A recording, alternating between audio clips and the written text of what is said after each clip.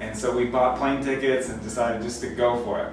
Yeah. And when we arrived, that was when the worst time to arrive. Yeah, that was when Taiwan shut down. Yeah. Here, we were probably some of the last foreigners to get in. And you're both from America. What made you want to move your family in the middle of a pandemic? It was a pretty crazy time. About a year and a half ago, we came back to America to have our second baby, and that was right before the pandemic hit in America.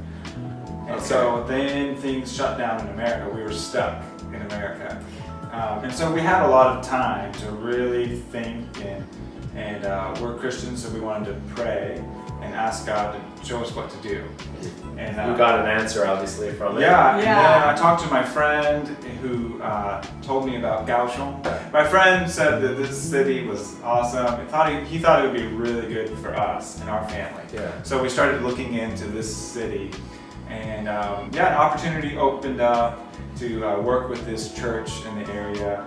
And so that's what brought you to Nanza. It seems like a really cool district. Yeah. Like, we like it a lot. We were hoping to move here in last January. And we got delayed for about 5 months. Because of documents? Because of the visa. But then in early May, we got the news that our visa was approved. And so we bought plane tickets and decided just to go for it. Yeah. And when we arrived, that was when the worst time to arrive. Yeah, that was when Taiwan shut down. Yeah. Here, we were probably some of the last foreigners to get in. Your third child, your son Daniel, he was born during this lockdown, right? Yeah.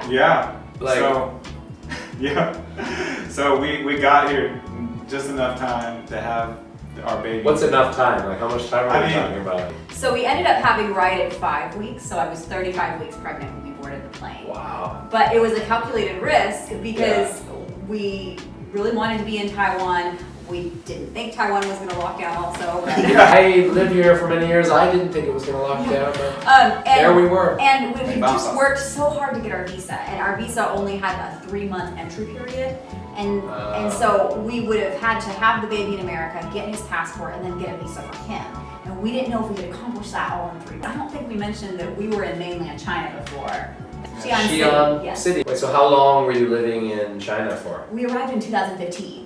Wow. Yeah. Okay. What is the biggest difference that you discovered between Taiwan and China? One of the differences I feel is that when it comes to Taiwan, I'm not as special. So, but in some ways that's good. Like if I go to a small town in China, I'm like a celebrity in that town, and they are like taking pictures and everything, and it's just, oh, it's a foreigner, why go around? And it's a lot more strange that I'm there in most places in China. But here I feel like, oh, if a foreigner walks by, they don't stare at you, and they might say hello. Yeah, I mean, people have been nice, but it's like we can blend in more. We really love China too, Thank you for being honest, and I think it's okay to love two countries. Yeah, love different things about the different countries. Yeah, so we have so many friends in China who were so welcoming to us there too. We had such a good experience in China, but Taiwan is our home now, and so we want to embrace it too. And the big thing is when we arrived in China, we did not speak Chinese. So everything is way more difficult. Moving here to Taiwan for me, it hasn't been too hard. Because of already speaking Mandarin, it just feels like it's just a lot more smooth transition. How about food-wise? It's spicy, oily, and salty. So here, I'm just so surprised that the food is not red. In Xi'an, you'd be served dishes and they'd all just be covered in peppers and it'd just be red. So do you find that different in Taiwan? Taiwan is like a food paradise for me, I think. Because I love Chinese food, but I love Japanese food a lot. And so there's a lot of good Japanese food. So there's quite a bit of Southeast Asian food, Thai, Vietnamese here. Yeah, I love the Vietnamese food. I love. And then you guys have Costco. So Costco! We did not have Costco in Xi'an. So a Magoran without Costco is like a Canadian without maple syrup.